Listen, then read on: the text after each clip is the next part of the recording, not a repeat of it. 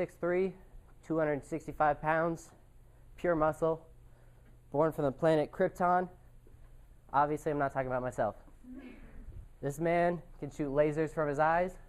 He can fly, runs faster than the speed of light, been tested against the Flash before, and won. Just want to point that out. I myself am not that person. I am 5'10", give or take.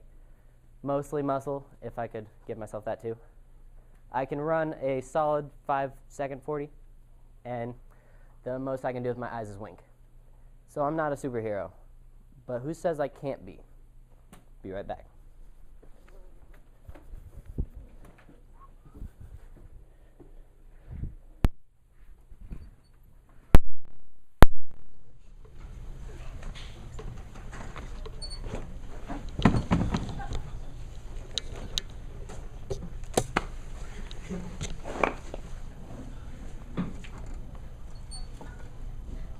Perfection takes time. Those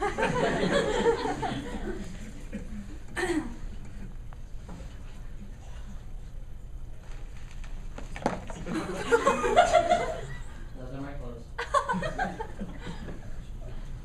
Thomas, you have all the microphones with you. Just take all of it.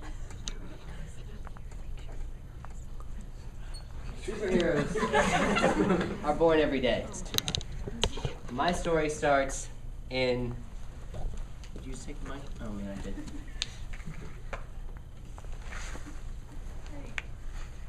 Sorry.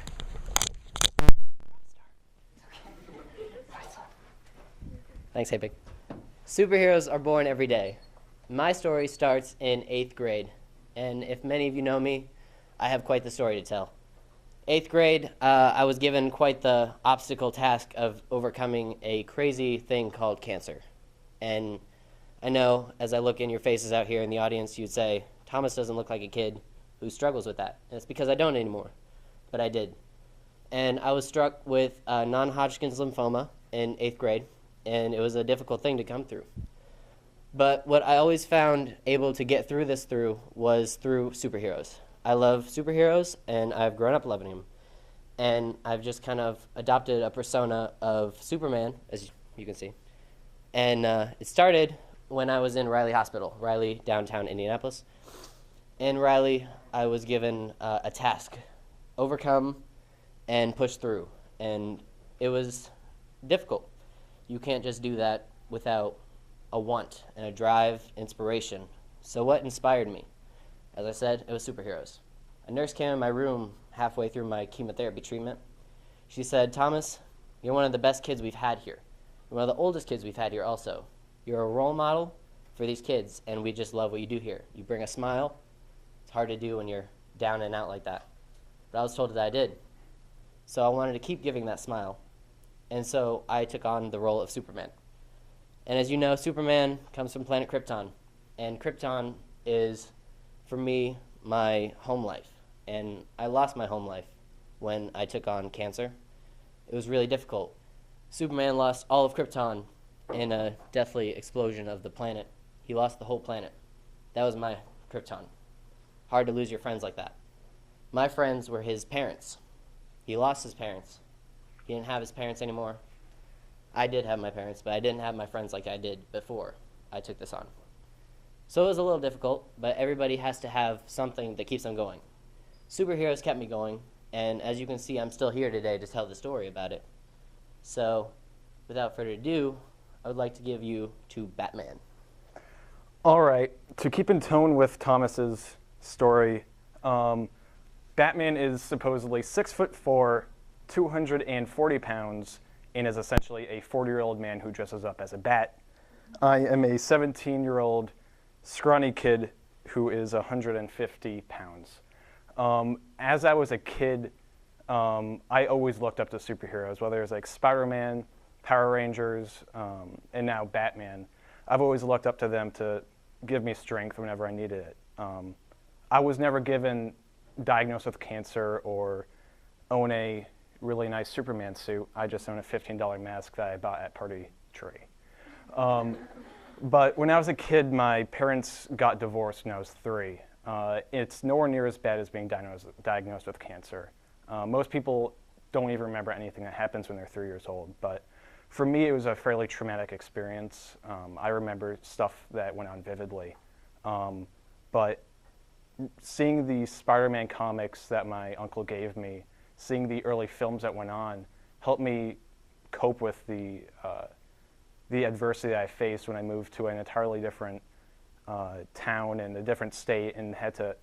Although I was 3, I didn't have much friends, but as I visited back to Indiana, I connected with my friends, and I had to move back to Massachusetts every vacation, and it was really tough because I had to make new friends and adapt to an entirely different place. And that's what I see in Batman. Batman is merely just a human like me and you. He lost his parents when they were shot and killed in an alleyway. I didn't lose my parents to death. They merely got divorced. I still get to see them every day, but in part of me, I don't have that entire connectionship that people have when their parents are together. I feel like I lost something when my parents got divorced. Batman is the epitome of what I will never become.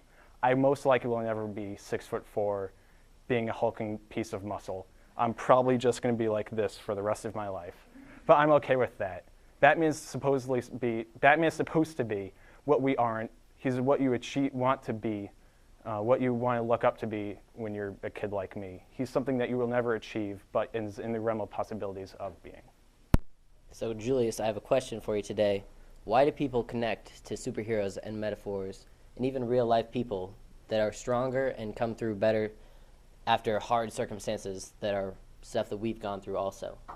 Superheroes, contrary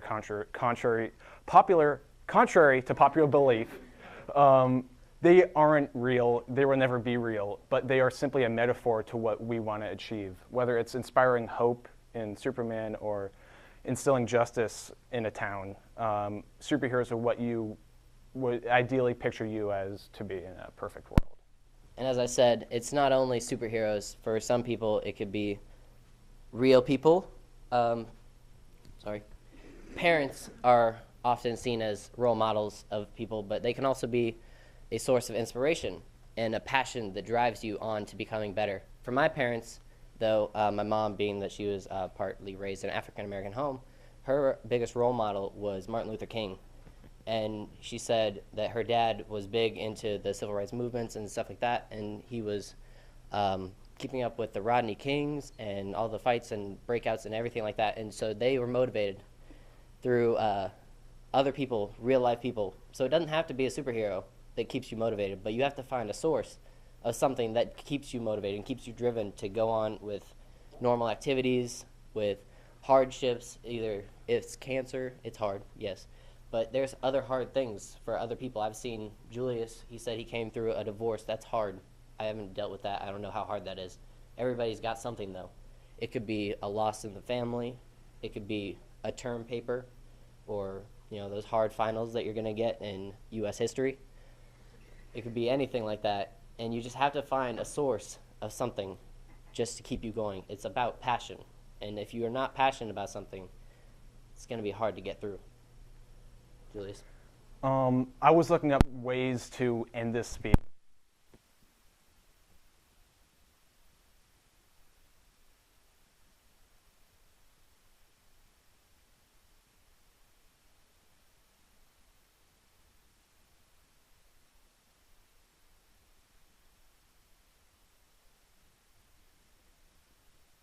What I wanted to purvey in this speech, but what I did come across is looking at a news story where a 5-year-old Indiana kid raised in Indiana recently died of leukemia. And looking into the story, I saw that at his funeral, he apparently was a big superhero fan, and all of the people who attended his funeral dressed up as Superman, Batman, Thor, Spider-Man. And the parents said that when he was a kid, the thing that kept him going on and on and on, when he should have died a year into his diagnosis, he survived 3 more years because, he said, of the power and inspiration superheroes gave him.